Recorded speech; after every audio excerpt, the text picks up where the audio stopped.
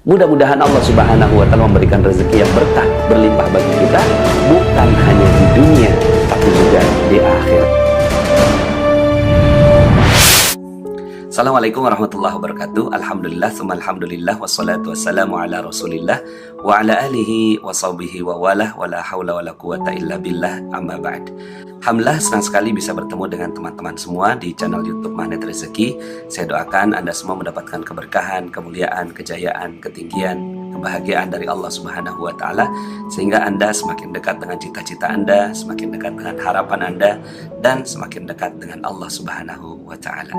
Seperti biasa, di channel ini kita akan membahas tentang ilmu magnet rezeki, bagaimana menarik rezeki dahsyat dengan cara Allah. Bagi Anda yang baru saja menemukan channel ini dan merasa konten di channel ini bermanfaat, silakan subscribe. Insya Allah Anda akan mendapatkan konten yang bermanfaat dari channel ini.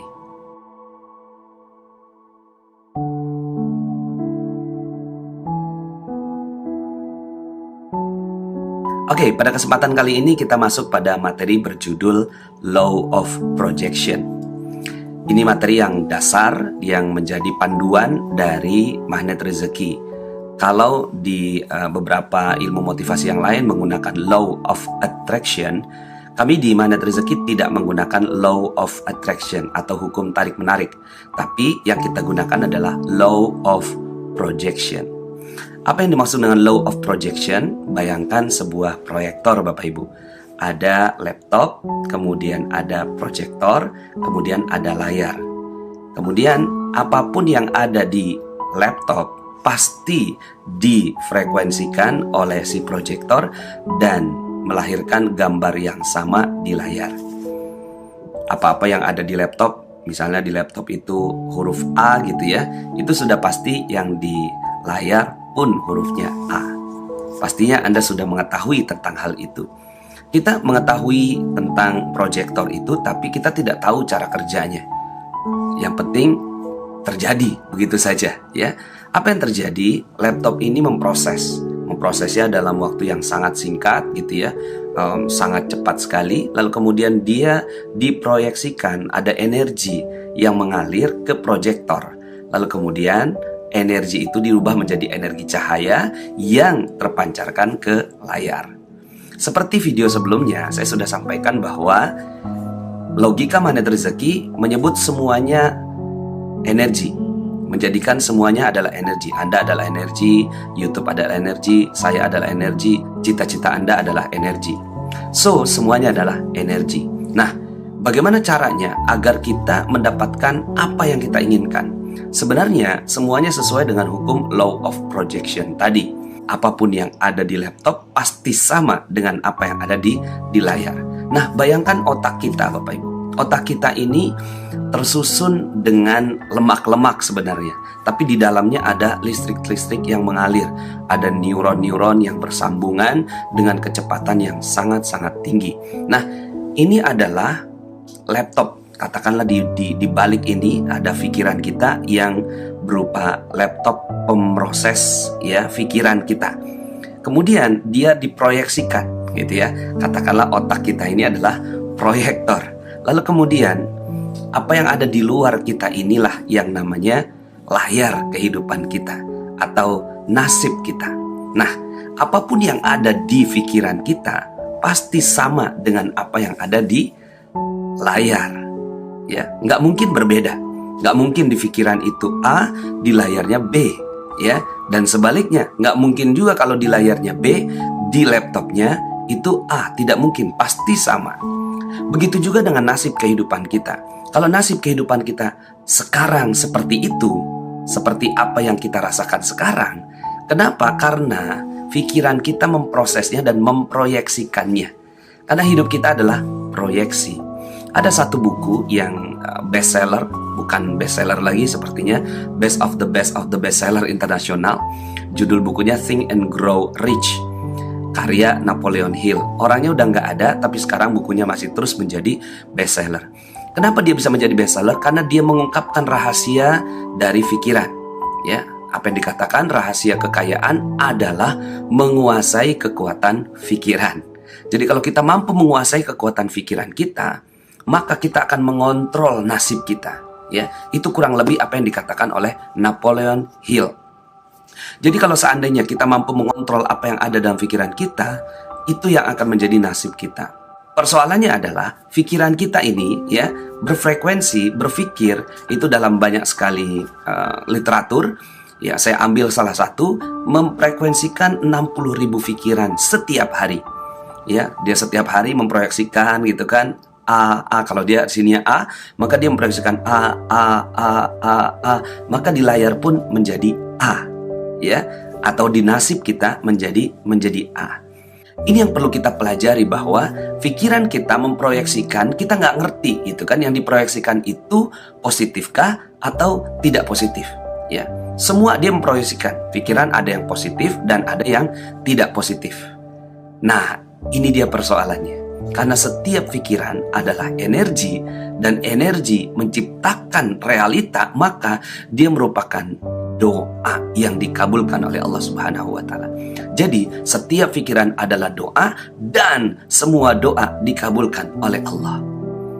Ada orang yang tanya ke saya, Pak Nas, saya sudah duha, sudah tahajud, sudah sedekah, tapi kenapa saya masih miskin juga? Kenapa Allah tidak kabulkan doa saya? Biasanya ada banyak sekali dalil yang menjelaskan tentang hal itu, ya. Ada yang mengatakan bahwa oh mungkin dikabulkannya yang B. Oh mungkin gitu ya ditunda doanya. Oh mungkin gitu ya Allah menginginkan yang lebih baik buat kamu. Ada banyak sekali husnuzon kita kepada Allah Subhanahu wa Ta'ala, dan itu betul. Tapi saya ingin mengajak Anda berpikir bahwa semua doa sudah dikabulkan oleh Allah. Cuma pertanyaannya adalah doa yang mana yang dikabulkan? Orang tadi mengatakan, saya sudah duha, udah tahajud, udah sedekah, tapi saya masih miskin juga. Saya katakan sama dia, itu sudah dikabulkan. Ya, dia masih belum paham. Belum, Pak Nas. Udah itu, ya. Saya udah duha, udah tahajud, udah sedekah, saya masih miskin juga. Itu udah dikabulkan. Ya, apanya yang dikabulkan? Miskin. Duhanya 1 kali, tahajudnya 1 kali, sedekahnya 1 kali, tapi miskinnya berkali-kali. Miskin. Maka ini seperti hukum proyektor tadi. Akhirnya dia terproyeksikan menjadi layarnya dia. Jadi tidak ada doa yang tidak dikabulkan. Ud'uni astajib lakum. Doalah kalian kepadaku, langsung aku kabulkan. Maka ya, dalil ini saya jadikan sebagai dasar dari law of projection. Ini adalah landasan hukum pertama kita ya untuk menjelaskan tentang magnet rezeki. Kenapa kok ya kita menjadi miskin? Karena ada pikiran miskin. Contoh, ada seorang ibu menggunakan jilbab warna pink, bajunya orange. Jadi jilbabnya pink, bajunya orange, celananya biru terang. Kemudian sepatunya warna emas gitu ya, kemudian tasnya warna perak bling-bling, ya, shalnya warna ungu, eyeshadow merah marun, kemudian lipstick warna hitam. Apa yang ada dalam pikiran Anda ketika melihat ada orang yang menggunakan baju Mejiku Hibiniu begitu, baju yang nggak matching, ya? Mungkin Anda berpikir norak, ya, norak, atau stres, ya, atau orang ini gila, ya, atau ini pelangi berjalan, atau orang kreatif, ya, atau orang yang buta warna, ya. Maka itu semua benar, dan itu semua adalah energi yang kita keluarkan ketika merespon sebuah keadaan. Jadi di kepala kita nih ada stres, gila, norak, buta, dan itu yang akhirnya terproyeksikan oleh otak kita dan akhirnya menjadi nasib. Berarti kita sedang berdoa. Doa kita apa? Ya Allah, jadikan aku orang yang norak. Loh, Pak Nas, kan itu orang lain. Nah, ingat di materi sebelumnya kita sudah sampaikan bahwa kita satu, sama, dan terhubung. Bagi Anda yang belum melihat video sebelumnya, saya minta Anda lihat video yang sebelumnya, yang 3B ya, tentang prinsip kita satu, sama, dan terhubung. Bahwa apapun yang kita frekuensikan, apapun yang kita proyeksikan, sebenarnya itu sudah ada di dalam dunia kuantum. Satu, sama, dan terhubung. Nggak peduli itu siapa yang gunakan pakaian warna pink, ya, jilbab warna pink, baju orange, celana biru terang, dan seterusnya. Nggak peduli. Tapi yang dipedulikan dalam ilmu magnet rezeki adalah energi apa yang keluar ketika Anda berpikir seperti itu. Ternyata energi yang keluar adalah energi tadi, gila, stres, norak, buta. Akhirnya itulah yang menjadi doa kita, dan doa kita langsung dikabulkan oleh Allah. Ya karena itu doa kita, Bapak Ibu. ya berarti kita doa agar kita buta. Akhirnya itulah yang terjadi, ya kita buta dalam melihat rezeki Allah Subhanahu wa ta'ala. Kita gila dalam kehidupan kita. Yang harusnya kita berbahagia, kita jadi nggak berbahagia. Norak, ya kita akhirnya jadi lebay begini gitu ya. Pakaian kita jadi bermacam-macam dan seterusnya. Nah, maka bagaimana caranya agar hidup kita menjadi indah? Ya, tidak ada cara lain kecuali kita mengubah apa yang ada dalam pikiran kita. Karena apapun yang terjadi pada nasib kehidupan kita, apapun yang terjadi pada kehidupan kita, di layar kehidupan kita, tergantung dengan apa yang ada di sini, maka kita harus perhatikan betul-betul apa yang ada dalam pikiran kita. Contoh, ada koruptor ditangkap di televisi, ya, koruptor ditangkap di televisi, ya. Kemudian, ya, dulunya kita sebelum kenal magnet rezeki, kita ngomong deh sama koruptor itu, ya. Mampus gitu, ya, mati sekalian, dicincang-cincang aja gitu. Itu yang kita katakan sebelum magnet rezeki. Maka apa yang terjadi pada kehidupan kita? Yang koruptor siapa? Yang dipenjara siapa? Tapi yang sedang memfrekuensikan energi siapa? Kita yang sedang memfrekuensikan energi. Mampus, ya, hancur, ya, cincang-cincang sekalian, mati sekalian, gantung di Monas, bakar, ya. Maka kita sedang berdoa. Setiap pikiran adalah doa, dan semua doa dikabulkan oleh Allah, baik yang positif maupun negatif. Baru saja kita berdoa, ya Allah, jadikan aku mampus, jadikan aku, ya, mati, jadikan aku hancur, jadikan aku terbakar. Itulah nasib kita akhirnya. Nah, maka di magnet rezeki kita sudah mulai berhati-hati dengan cara berpikir kita, ya. Apapun yang terfrekuensikan itu akan jadi nasib kita. Coba kita ngomong sama si ibu tadi, Bu, kenapa sih, ya, bajunya kok Magico Hibiniu gitu kan? Kok bajunya merah jingga kuning nila biru ungu gitu seperti pelangi. Kemudian si ibu itu bilang, aduh mohon maaf, ya, saya tuh tinggalnya di Bogor, kerjanya di Jakarta. Saya sudah kena SP2. Hari ini saya harus masuk kantor, sementara semalam rumah saya terbakar. Ya, saya nggak ada baju lain. Ini baju yang tersisa. Ini juga bukan lipstik, ini areng gitu. Maka apa yang terjadi? Ya, kita sudah salah menilai orang. Tapi nggak peduli salah benar, nggak peduli. Pertanyaannya adalah energi apa yang keluar dari pancaran pikiran kita. Kita sebenarnya sudah jadi magnet. Ya, kita sudah menjadi magnet sebelum magnet rezeki. Karena magnet kita adalah, ya, mampus. Magnet kita adalah, ya, hancur. Magnet kita adalah norak. Magnet kita adalah, ya, buta dan seterusnya. Akhirnya itulah yang terjadi pada kehidupan kita. Nah, balik ke orang yang koruptor tadi. Kalau ada koruptor ditangkap di televisi, terus kita ngomongnya apa dong? Ya, magnet rezeki mengganti semuanya dengan keren. Ya. Jadi orang magnet rezeki mengganti semua kehidupannya keren. Karena kita kan mau keren, kita kan mau hidupnya ajaib gitu. Maka energi yang keluar cuma keren aja. Yang ngelihat ada koruptor ditangkap di televisi, kita ngomong, wow keren. Mungkin kita berpikir, kok keren? Disitulah kita tertantang untuk berpikir apa kerennya di balik itu, ya. Karena kita udah terpaksa harus ngomong keren. Kita udah satu sama dan terhubung. Kita adalah makhluk energi. Energi apa yang keluar dari pikiran kita, itu yang akan menjadi nasib kita. Maka kita tidak punya pilihan lain kecuali kita selalu bilang keren. Wow keren. Coba kita pikirkan, kenapa kok koruptor ditangkap itu keren? Kenapa nggak mampus dia seperti yang selama ini kita percayai dan yakini dan amalkan dan jadi nasib kita? Ya, kita bilang, wow keren, dia sedang diberikan kesempatan taubat oleh Allah. Mudah-mudahan taubatnya bisa digunakan dengan baik sehingga dia bisa masuk surga bersama kita semua. Nah, coba perhatikan Bapak Ibu, ya. Berarti kita sedang berdoa apa? Keren, satu, ya. Dia sedang diberikan kesempatan taubat. Berarti kita lagi doa, ya Allah mudahkan taubatku diterima, ya, oleh Allah. Kemudian mudah-mudahan dia bisa masuk surga bersama dengan kita semua. Akhirnya kita doa surga Bapak Ibu, ya.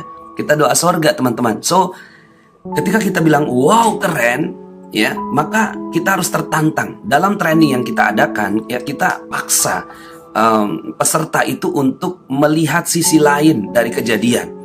Ya, fakta itu udah nggak penting akhirnya. Faktanya apa, itu udah nggak penting. Yang paling penting adalah respon kita apa, energi kita apa, ya, yang keluar dari pikiran kita. Kita ngomong sama si ibu itu tadi kan, ya, akhirnya ternyata faktanya nggak tepat kan. Ternyata dia bukan orang gila, bukan orang stres, bukan orang norak, bukan orang buta, ya. Tapi ternyata dia adalah orang yang seperti itu. Dia harus pergi kantor dan bajunya tersisa cuma itu doang, gitu. Coba kalau seandainya, ya, si ibu itu datang, kemudian ada fakta seperti itu, lalu kemudian respon kita cuma satu. Wow, keren.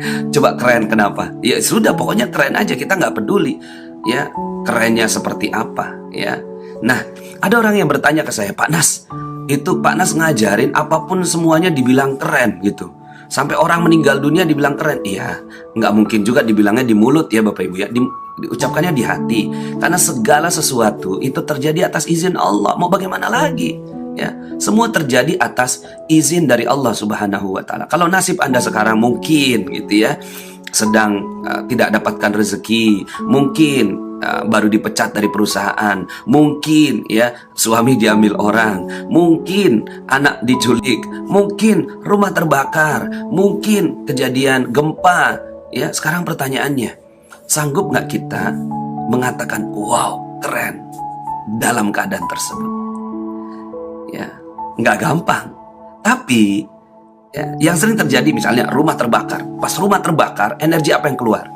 Faktanya udah terjadi. Fakta rumah terbakar.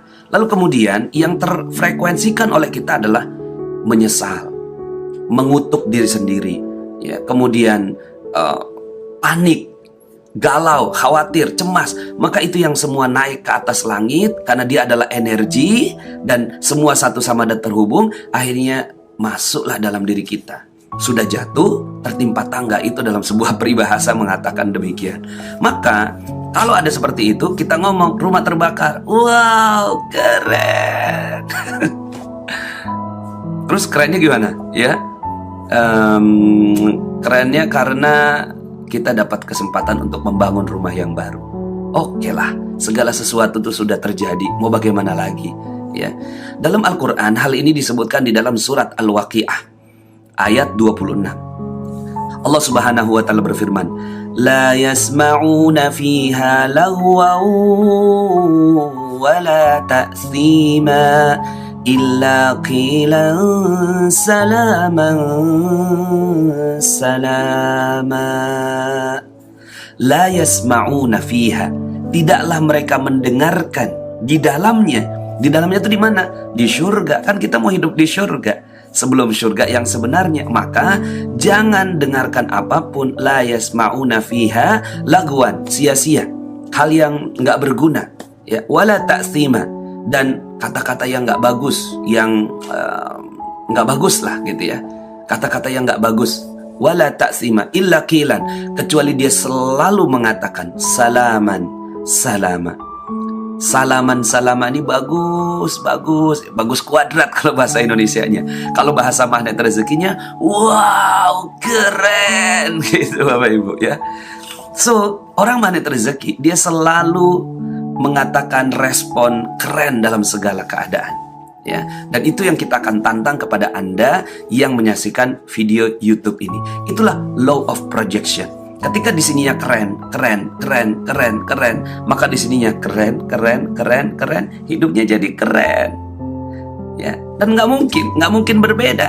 Jadi kalau sekarang Anda hidupnya, ya, terbatas rezekinya, itu karena di sini kita berbicara tentang keterbatasan, mampus, hancur, ya, norak, norak, buta, dan seterusnya. Itu yang ada dalam pikiran kita ketika kita melihat orang lain. So, hilangkan itu semua, ya. Jadi Allah Subhanahu wa taala mengabulkan doa kita. Cuma gini, ya, yang kita pahami adalah, Pak Nas, bukankah doa itu yang dikabulkan hanya yang positif saja? Nah, sekarang saya ambil dalil. Ada sebuah dalil hadis qudsi. Allah Subhanahu wa taala berfirman melalui lisan Rasulullah SAW, "Ana inda dhanni abdi bi." Sesungguhnya aku berdasarkan prasangka hambaku.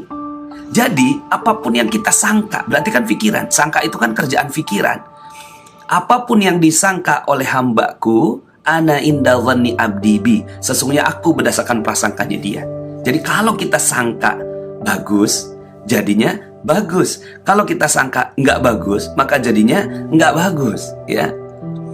Karena bagi Allah sebenarnya semua netral, nggak ada positif, nggak ada negatif. Kita masih mengenal, kita suka kaya, nggak suka miskin.